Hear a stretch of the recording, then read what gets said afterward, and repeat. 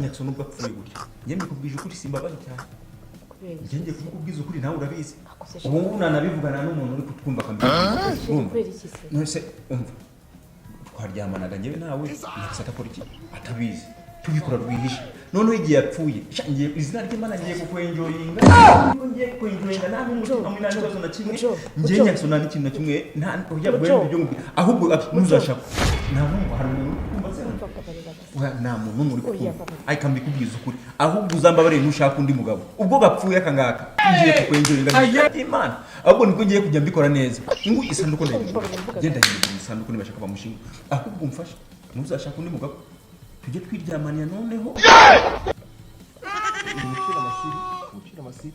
bireke nabyumvishe nta kintu na kimwe nigeze numva ibintu byose byavugiwe hano nabyumvishe nyigera ntushaka kwiruka ndagukubita urushyi niruka madame umuntu abakoze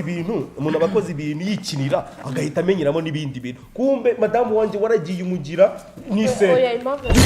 wongera kubona ko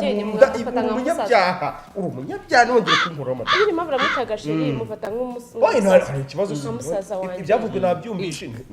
cyane utuntu turarapanze kugira ngo ndebe ko wabyuka ntukomeze kunsekera bikunyereka ko ari amenyo yo gukurwa hano